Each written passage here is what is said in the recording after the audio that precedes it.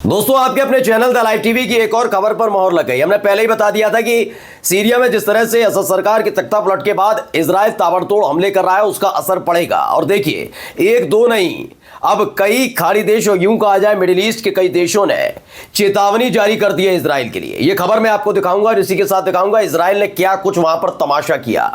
इसी के साथ नेतन्याहू की मुश्किलें बढ़ गई हैं क्योंकि अदालतों से बचने की कोशिश जो की जा रही थी वो धरी की धरी रह गई। पहली फुर्सत में उन्हें जाना पड़ा अदालत के सामने और अदालत में क्या कुछ हुआ है उसे आपको मैं दिखाऊंगा इस वीडियो में। इस वीडियो के आखिर तक बने रहिएगा। नमस्कार, मैं हूं प्राज्वल गौतम और आप देख रहे हैं द लाइव टीवी। बिना देर किए खबर की शुरुआत में इजराइल के प्रधानमंत्री बेंजामिन नेतन्याहू की अदालती कार्रवाई पर करूंगा कि कैसे उन्हें अदालत में खींच लिया गया। बचने की कोशिश हो रही थी ना, लेकिन खबर पढ़िए। Israeli prime minister Benjamin Netanyahu arrived यानी पहुंचे एट द तेल अवीव डिस्ट्रिक्ट कोर्ट, यानी तेल अवीव की जिला अदालत में पहुंचना पड़ा। क्या वजह है क्या? देखिए, इजराइल के प्रधानमंत्री बेंजामिन नेतन्याहू रिश्वतखोरी, धोखाधड़ी और भरोसे को तोड़ने के आरोप के चलते तेल अवीव के डिस्ट्रिक्ट कोर्ट पहुंचे। ये प्रेस टीवी की खबर है। इसमें बताया गया कि प्रधानमंत्री नेतन्याहू पहली बार भ्रष्टाचार के मुकदमे में गवाही देने के लिए तेल अवीव के अदालत में पहुंचे हैं। गजा में बंदियों की वापसी की मांग को लेकर चल रहे विरोध प्रदर्शन के बीच नेतन्याहू को तेल अवीव की जिला अदालत के सामने गवाही देने के लिए पेश होना पड़ा। बार बार कोशिश हो रही थी मैं भाग जाऊं, नहीं, पूरा देश किस तरीके से युद्ध में झुका हुआ है, मैं नहीं आ सकता, मैं किसी भी कीमत पर नहीं आ सकता। अदालत ने कहा नौटंकी नहीं, आना पड़ेगा और पहुंचना पड़ा। पहले मैं तस्वीर भी आपको साथ साथ दिखाता चल रहा हूं, तो वीडियोस भी आपको देखिएगा। पहले ये तस्वीर मैंने आपको दिखाई अदालत के अंदर की, ये तस्वीर है। दूसरी वीडियो आप देख सकते हैं, पूरा काफिला उनका वहां पर पहुंचा है। ये तेल अवीव की डिस्ट्रिक्ट कोर्ट है, हाई कोर्ट, सुप्रीम कोर्ट नहीं, फिर सुनिएगा, डिस्ट्रिक्ट कोर्ट यानी जिला अदालत, सबसे निचली अदालत उन्होंने खींच लिया है। यह बड़ा जबरदस्त इजराइल का मुझे लगा कि जिला अदालत में ये प्रधानमंत्री तक को आना पड़ा गवाही देने के लिए। तो उस वक्त की ये तस्वीर निकलकर सामने आई, वीडियो निकलकर सामने आई है। इसमें क्या हुआ है जरा पहले पढ़िए कैसे मुश्किलें बढ़ रही हैं। इसमें बताया गया है एक खबर में कि इजरायली अदालत ने नेतन्याहू के मुकदमे में देरी करने से इनकार कर दी। इजराइल की राजधानी तेल अवीव की एक अदालत ने भ्रष्टाचार के आरोप पर इजरायली प्रधानमंत्री बेंजामिन नेतन्याहू के मुकदमे में हो रही देरी को लेकर जो और अपील की जा रही थी कि और देर किया जाए, उस अनुरोध को न केवल ठुकराया बल्कि पहली फुर्सत में नेतन्याहू को बुला लिया, यानी पहला झटका यहां पर लगा है। अब देखिए, अमेरिका का दो रूप देखिएगा, बड़ा जबरदस्त आपको दिखाने जा रहा हूं। कल तक जिस संगठन को आतंकवादी कहा करते थे, अब उस पर रहम हो रहा है, और जिनको सरकार कहा करते थे, अब उन्हें उनके खिलाफ कार्रवाई का मूड बनना है। देखिए, दोनों ही खबरें एक साथ दिखाने जा रहा हूं। पहली खबर पढ़िए। द यूनाइटेड स्टेट यानी अमेरिका, संयुक्त राज्य अमेरिका हयात तहरीर अल शम को विदेशी यानी कि फॉरेन टेररिस्ट की जो एक पूरी लिस्ट है इनकी, टेररिस्ट ऑर्गेनाइजेशन की, उसकी लिस्ट से हटाने की बारे में सोच रहा है। ये पॉलिटिको नाम का एक वेबसाइट है, उसकी खबर है। तो वहीं दूसरी खबर क्या है, पहले इस वीडियो को थोड़ा देखिए। President said yesterday that the Assad regime or Assad himself should be held accountable. Will you support his application to stand in front of the ICC as a war criminal who committed crimes against humanity? So we support the work of the ICC. I know that obviously we have disagreed with their. तो इसमें बताया गया America चाहता है कि ICC यानी international criminal court जो है वो असद पर मुकदमा चलाए, लेकिन उसका दावा है कि अदालत के पास नेतन्याहू पर मुकदमा चलाने का कोई अधिकार क्षेत्र नहीं है।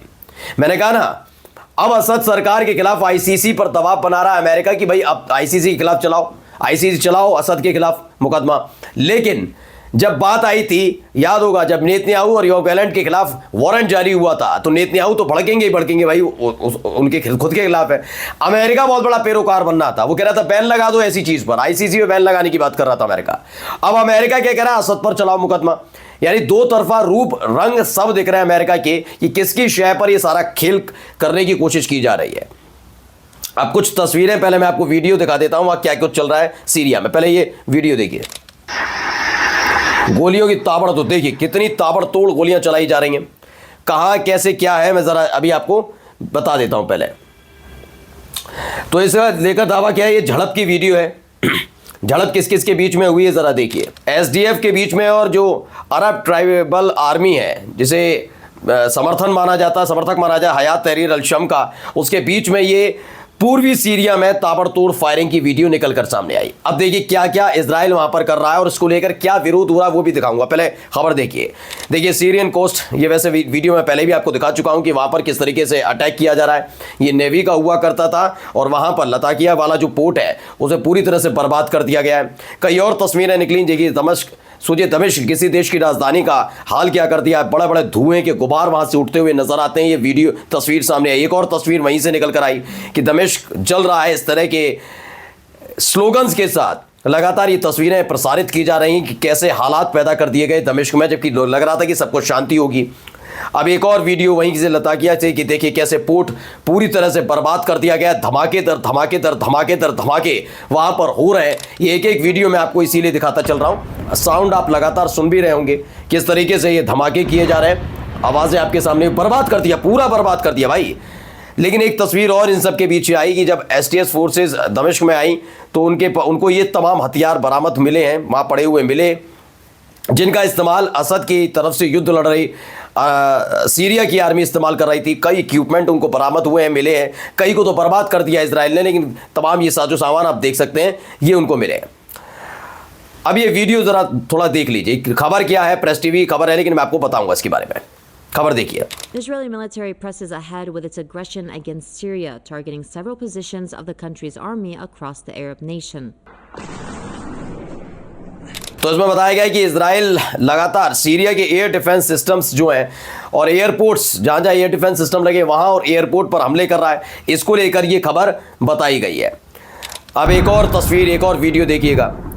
ये इजरायली फाइटर जेट्स ने किस तरीके से एयर स्ट्राइक की है वेयर हाउस जो है, और खासकर जहां पर हथियार रखे हुए थे वहां पर ये हमले किए गए।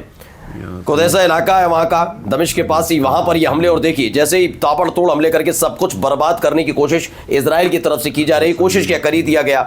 फिर ये लताकिया से वीडियो सामने आती है जिसमें एक और बड़ा हमला किया गया इजराइल की तरफ से। बहुत सारे वीडियोस निकलकर सामने आ रहे हैं कि किस तरीके से हर एक चीज को बर्बाद करने की कोशिश की जा रही है। और धमाकों की आवाज आप लगातार मेरी इस, मैं जो बोल रहा हूं मेरे साथ साथ आप धमाकों के पीछे से आवाजें सुन रहे हैं और वीडियोस जो देख रहे हैं आप। अब आप सोचिए किस तरह के तेज धमाके हैं कि जिससे पूरी तरह से सीरिया को दहला कर रख दिया गया है। एक ये तस्वीर और आई है, इसमें एक तरफ क्या हो रहा है, एक तरफ हो रहा है कि इजराइल सीरिया को बर्बाद कर रहा है, दूसरी तरफ ये अपनी जीत का जश्न मना रहे हैं। कौन है? आईएसआईएस के पूरे लड़ाके हैं और उनके सपोर्टर्स हैं। बड़े खुश हो रहे हैं कि सीरिया इनके कब्जे में आ गया, लेकिन सीरिया में बचेगा क्या ये कोई नहीं सोच रहा है इनमें से कि जिस तरीके से इजराइल लगातार हमले कर रहा है उसके बाद बचेगा क्या, इसके बारे में कोई बात नहीं हो रही है वहां पर अभी। ये आपस में ही लड़े हुए हैं सारे के सारे लड़ाके आपस में लड़ रहे हैं इस समय, है ना। इजरायली एयर स्ट्राइक भी हुई, सीरियन आर्मी फैसिलिटीज जो है वहां पर भी एक हमला किया गया। वहां एक धमाके, देखिए तेज धमाके और धुएं, देखिए किस तरह के हालात हैं। आप खुद इन तस्वीरों के जरिए अनुमान लगा सकते हैं। एक और तस्वीर, एक और वीडियो है, वो जो खूबसूरत वीडियो है मैं वो आपको बाद में दिखाऊंगा, लेकिन फिलहाल अभी क्या कुछ हुआ गया उसको पढ़िए। Last night the Israeli occupation navy carried out a large scale attack to destroy the Syrian naval fleet. क्या है? इजरायली सैन्य रिपोर्टों के मुताबिक कल रात इजराइल की जो नौसेना ने इजरायली नौसैनिकों की बेड़े को पूरी तरह से बर्बाद कर दिया। मिसाइलों से जहाज़ों पर इस्तेमाल वो करते थे, उस पर मिसाइली जहाज़ जो हुआ करते थे उन पर हमला किया। लताकिया बंदरगाह को पूरी तरह बर्बाद कर दिया। मिसाइलों से लदे कई ऐसे जहाज़ थे जिन पर ताबड़तोड़ हमले किए और वो पूरी तरह से ध्वस्त हो गए। वहीं इजराइल के मंत्री का कहना है कि अब वक्त आ चुका है। क्या वक्त आ गया है? कि समय आ गया है कि कब्जा कर लिया जाए, यानी सीरिया पर कब्जा करने का ऐलान खुद खुल्लम इजराइल के मंत्री कर रहे हैं। मंत्री ने सीरिया में विकास का रोकने के लिए कब्जा करने का ऐलान किया है कि जल्दी से यहां पर कब्जा कर दिया जाए। भाई खुद ये पढ़िए, Zionist media sources says more than 250 military positions, यानी कि तकरीबन ये खुद इजराइल की मीडिया का कहना है कि 250 से ज्यादा ठिकानों पर हमला किया गया, सैन्य ठिकानों पर हमला कर रहा है इजराइल। इसका दावा किया जा रहा है कि हमने एक बड़ा ऑपरेशन चलाया और 250 ऐसे उन पर हमला कर दिया। वहीं इजराइल ने सीरिया की हवाई रक्षा चौकी, हवाई अड्डों को निशाना बनाया, 30 बड़े हमले किए। ये खबर निकल कर आई। अब ये खबर और पढ़िए, continued attacks of the Zionist regime on Syria, यानी कि जो इजराइल है वो लगातार सीरिया पर हमला कर रहा है। क्या है? मीडिया ने ऐलान किया किसकी? इजराइल की मीडिया कहती है कि हमारी वायुसेना ने पिछले घंटों के दौरान सीरिया के अंदर 100 से ज्यादा अलग अलग जगह बमबारी की। इसे बड़े गर्व के साथ वो बता रहे हैं। यही नहीं, अल अखबार के एक संवाददाता बताते हैं कि इजराइल की जो सेना है वो टैंक और बुलडोजर के जरिए मरकबा से तालुसा के तरफ वादी अल हुजैर की तरफ बढ़ रहे हैं, यानी आगे लगातार बढ़ती जा रही है। मैंने एक खबर भी दिखाई थी, दमिश्क से फिर 20 किलोमीटर दूर रह गई है इजराइल की सेना। यह भी एक अपने आप में बड़ी खबर थी। ये देखिए, एक और इजराइल की सेना खुल्ला हो रहा है। छिपे चोरी छिपे नहीं कि हमने नहीं किया, उसने नहीं किया, इजराइल खुलकर कर रहा है। इजरायली नौसेना ने सीरियाई सेना के बेड़े को पूरी तरह बर्बाद कर दिया, जिसमें मैंने आपको दिखाया भी था कैसे लताकिया का जो उनका नेवल पोर्ट था, नेवी का पोर्ट था, पूरी तरह से ध्वस्त हो गया। वहां कितने हमले किए गए, एक एक तस्वीर मैंने आपको दिखाई थी। पहले खूबसूरत तस्वीर दिखाऊं और उसके बाद बताऊंगा कि इजराइल के खिलाफ क्या कुछ हुआ है। पहले ये देखिए, तो नमाज अता की जा रही है, आप देख सकते हैं। दरअसल ये क्यों मैं आपको दिखा रहा हूं इसके बारे में जरा मैं बता देता हूं। ये सैयद ज़ैनब है दमिश्क में, और कहा यह जा रहा था कि इस पर हमला हो सकता है, इस पर हमला करके इसे भी ध्वस्त किया जा सकता है। लेकिन इन सब के बीच ये तस्वीर, ये वीडियो दमिश्क से निकलकर सामने आई है, क्योंकि ये शिया समुदाय से ताल्लुक़ रखने वाले मुसलमान होते हैं, उनके लिए पवित्र स्थल है। इसको लेकर बड़े तबड़े दावे थे, लेकिन यहाँ सब कुछ ठीक ठाक नज़र आता है। ये नमाज अता की जा रही है, काफ़ी कुछ चीज़ें की जा रही है। प्रेस टीवी की ये वीडियो है, यानी जैसा कि दावा हो रहा था कि अब शिया सुन्नियों के बीच की जो लड़ाई देखने को मिल रही है, लग रहा था ऐसा, वैसा नहीं है। सिर्फ लड़ाई असद सरकार के खिलाफ थी, ये साबित हो गया। लेकिन अब इजराइल का क्या किया जाए, ये HTS को सोचना होगा। चलिए, अब इनके खिलाफ क्या कुछ मोर्चा खोला गया है, पहले देखिए। कतर ने, सऊदी अरब ने, इराक ने असद के शासन के खत्म हो जाने के बाद इजराइल की तरफ से सीरिया पर की जा रहे हमले को लेकर और कब्जा करने को लेकर आलोचना की है कि थोड़ा हद में रहिए, क्या कर रहे हो आप, ये तरीका नहीं है। यानी साफ साफ हिदायत दे दी गई है। वहीं ईरान की तरफ से कहा गया कि हम सीरिया के नए शासकों को जो वहां का होली साइट्स है और हमारे राजनीतिक केंद्रों पर हमला करने के खिलाफ चेतावनी देते हैं। उन्होंने कह दिया कि जिस तरीके से आपको याद होगा ईरान के दूतावास पर हमला हुआ था, उसको लेकर ईरान गुस्सा हो गया और उन्होंने कहा कि हमारे जो पवित्र स्थल है, धार्मिक स्थल, जिसका भी मैंने दिखाया भी वीडियो, ऐसी जगह पर हमला नहीं होना चाहिए और वैसी जगह पर हमला हो भी नहीं रहा। वाकई ये बात माननी पड़ेगी कि सीरिया में इस बात का थोड़ा लिहाज रखा गया है, साफ साफ बात है। अब सऊदी अरब के विदेश मंत्री ने घोषणा की कि ऐलान किया है गोलन हाइट्स में अजले इलाके पर कब्जा करने में इजराइल की तरफ से जो कार्रवाई की गई और सीरिया के इलाके में बार बार जो हमला किया जा रहा है वो इंटरनेशनल लॉ यानी अंतर्राष्ट्रीय कानून का उल्लंघन है। सऊदी अरब इस पर सीधे सीधे बोल रहा है। जब जो कल तक इजराइल को गोद में लिए फिर रहे थे, अब वो कह रहे हैं नहीं, ये तो गलत हो रहा है, क्योंकि वो जानते हैं कि इस तरीके से कब्जा हुआ तो ये इस जगह भी कब्जा कर लेगा इजराइल, तो उसको लेकर किया जा रहा है। अब लेबनान से एक खबर है, पहले ये तस्वीर देखिएगा। ये तस्वीर सामने है, इसे नहीं समझ पा रहे तो मैं समझा देता हूं। ये मिसाइल अटैक के बाद छत पर जो गड्ढा हुआ है उसकी तस्वीरें होल हो गया है। दावा किया गया सीरिया पर दागी जा रही इजराइल मिसाइलों में से एक ने अक्कर लेबनान के घर को निशाना बनाया।